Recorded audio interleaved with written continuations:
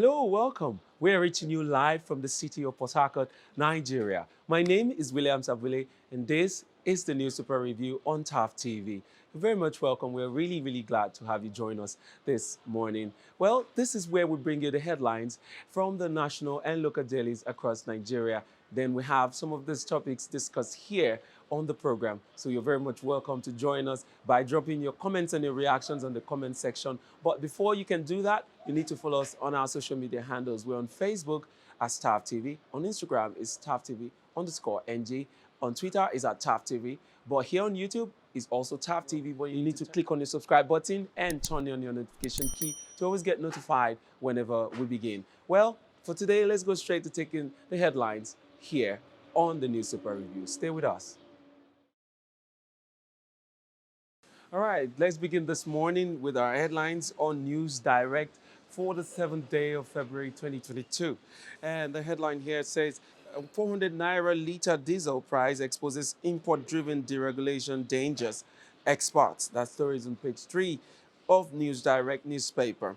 And then we take other headlines here. Up there we see insecurity. Over 30 gunmen attack police area command in Kogi.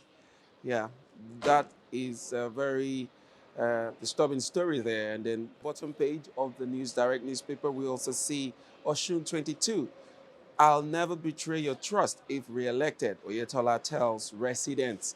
And then lastly, we take this one. It says, we are improving neighborhood banking with 50,000 agents nationwide. EcoBank speaking right there. All right, next we go to the Nigerian Tribune newspaper. And on the Nigerian Tribune newspaper, the headliner here says, 2023 presidency, plot against Atiku thickens. Atiku Otom exchange words over Fulani terror claims. I'll take that again. It says, 2023 presidency, plot against Atiku thickens. Atiku Otom exchange words over Fulani terror claims.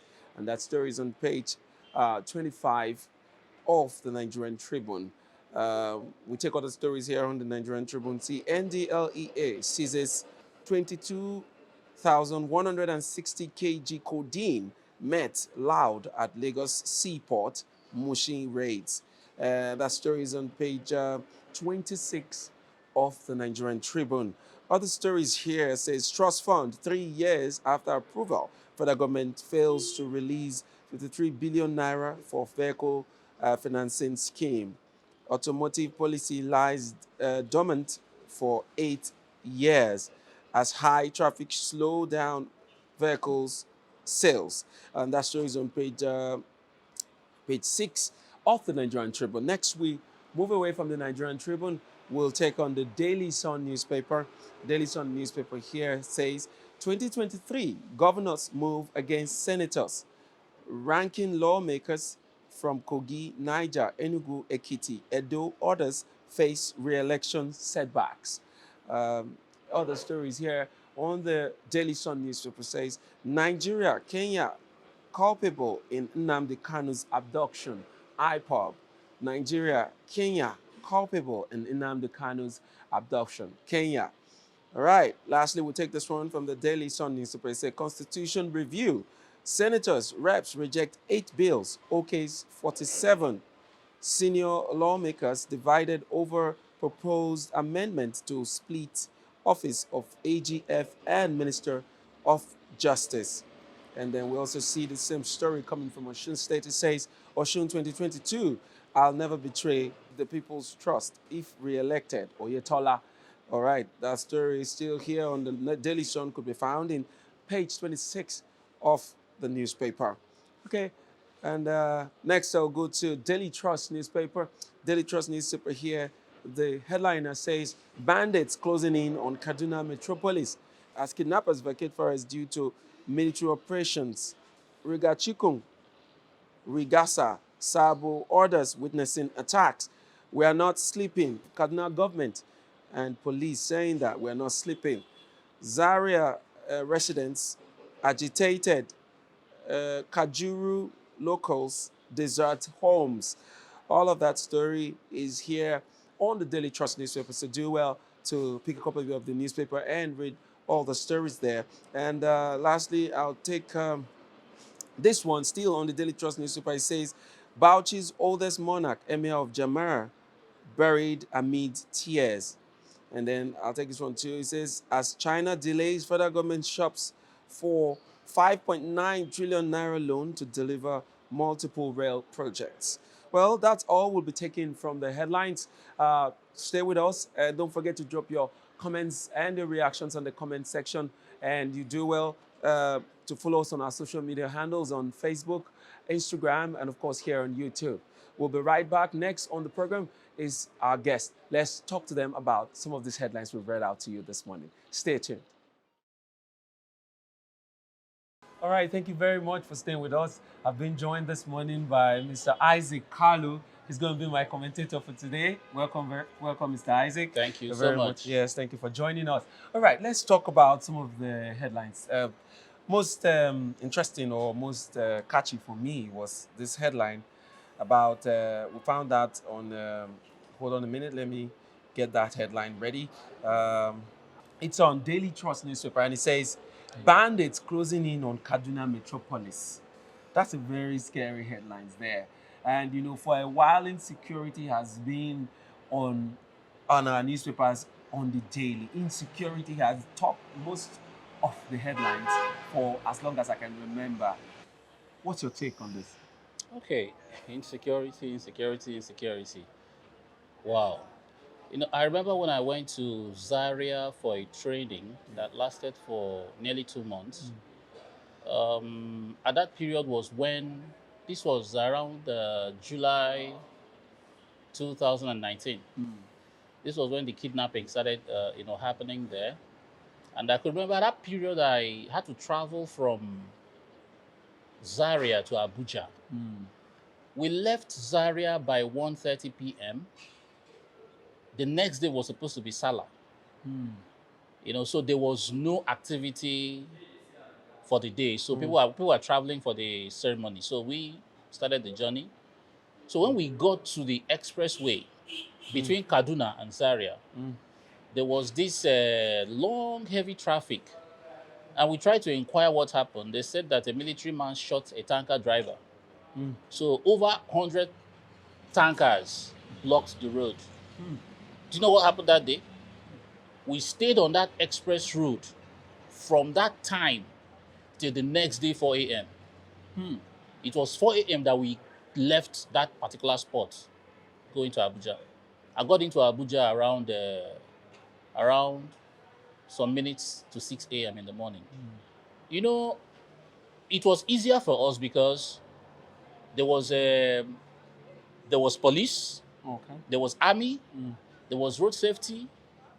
A lot of security agents were on ground because, in fact, it was like half of Kaduna was on the road heading to Abuja. What am I trying to say?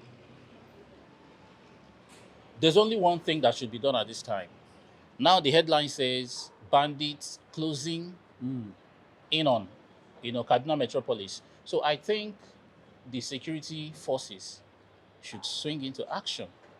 Now, this is the time to, to block all the nooks and crannies of the area to forestall the impact of these bandits. You know, when you talk about Metropolis, talking about the center of the city. Yes, they are beginning to move away from the bushes into the town. You see, and you imagine we have Zaria where you have the army headquarters. So I think a lot should be done. It's an opportunity for them. The headline is here. It's an opportunity for them to quickly, swing into action and try to make things a lot easier for people, so that we don't lose more lives. I think that's just simply what they need to do. Yeah, this has been the call from various people, many people in the country for some time now, because insecurity has risen to its peak, if I must say, and since the general elections are fast drawing near, the call for the government to tackle insecurity has been there, and nothing has been different from what they say. They say we just have a lot of lip services. We hear them say, okay, we are on top of the matter, we will swing into action. 2 weeks ago, we hear the presidency say that he has given the military order to put his full weight on this matter. But no difference. The bandits are still operating. They still have their strongholds. Do you think this is political in any way?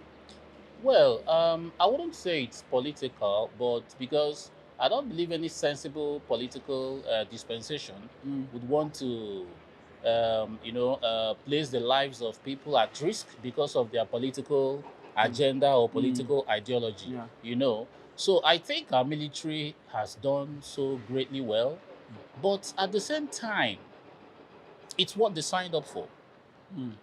Even at the point of death, you face it. There is no excuse for what is going on. As Yes. long as I'm concerned, as long as the citizens' lives are concerned, there is no excuse whatsoever for what is going on. They have to be precise about the situation and arrest it once and for all. Let me ask you a question. Do you think that the Nigerian military is not capable of handling this situation? Because I asked that question because this issue has lingered for way too long. It started from the issue of Boko Haram, then we've graduated to ISWAP, and then the bandits and the headsmen. It just gets bad by the day. Do you think the military is not capable? I wouldn't say the military is not capable of handling this situation or arresting it. They are, but possibly there might be certain factors that have limited their operations. We'll still fall back to the government and say, whatever it is that it will take for the military to work, to its, to its how do I put it? Full capacities? Exactly, to work to the best of their knowledge to make sure that things are done exactly the way they should be done. I think the government should do it for them. The government should release it to them. Whatever it takes, the government is capable of giving it to them to arrest the situation. We have a very top-notch military operations and skills here. Yeah. So I think the government should be able to provide whatever it takes or whatever it is they need to get things working. Our military is good. I agree with We you. are very good. I agree with you. So the government should do the needful. Yes. Thank you very much. Moving away from that headline of insecurity, let's take on this one. It says NIMC portal breaks down. Banks, telcos, passport issuance suffer. And that's coming from the Punch newspaper. I mean, this is something to worry about. Yes, for a while, people have, cried out as to how some of the applications are not longer, going through or have been put on hold. And we're only getting to know that it's because the NIMC portal has been down. What's your take, sir? Since the NIMC came into place, it has always been from one issue to another. From the time of crowd of people trying to get this done because the government has given a deadline. From there, you move to the point where people have actually struggled to register and they cannot even get their printouts. Yeah. I think I want to give kudos to NIMC for once in my life. They have tried to create a platform where you can actually print out these things by yourself. Like the slip that is mostly needed. Yeah. At least they've not been able to print the card itself, Yes. but the slip, which is can equally be acceptable as a card, Yeah. is available to everybody to print out. That's one good work they have done. At the same time, it's not just about NIMC. Nigeria have always had this, database downtime and all. Yes. Yeah, a couple of times you walk into the bank and the bank data system is down. Yes, and Everybody waste is your whole day. handicapped, Yes. I think it's something that will come and go. But at the same time, for the time that it has happened, it will cripple almost every side of economical activities. Because you know why? The NIMC has been linked to so many other electronic activities Transactions, yes. within the country and even outside the country. Take, for example, if you need to make a transaction at the bank and your NIMC is required, usually what they do is they take that your number, key it in. Yeah. It pops up your details. And for that thing to be done, NIMC data should be up Yes. and running. Yes. So when it is down, the details can come up. Yes. So it's definitely going to affect a lot of things, from bank transactions to even SIM registration. FRSC, where you want to go and run your your Yes. driver's Or license, tax even to payment. voting. Yes, yes. You know, voting, for you to get your voter's card now, it has to be linked to your NIMC. So if this system is down, I mean, it's going to really affect every other part of, you know, our livelihood there. So I think for the sake of the elections coming up and for people to be able to register, they should be able to solidify Yeah. their data portal. system or whatever, you know, so that things can work well. Not to stress people. People are stressed already. Oh, yes. Very People are much so. stressed. Imagine Very much queuing so. under the sun to get a voter's card and get registered to vote, and then you can't do that because NIMC on the other side is not working. So everything should be done to, you know, to get it working. All right. Thank you very Yeah. much. Thank you so much, Thank Mr. you, sir. Kalu. All right, Thank that's you the so much much. we can take. Thank you, my viewers, for staying with us. And do well to follow us on our social media handle. If this is the first time you're seeing this video, don't forget to click on the subscribe button and turn on the notification key to always get notified. Till next time when I come again to your screens, my name is William Sabwile. See you next time.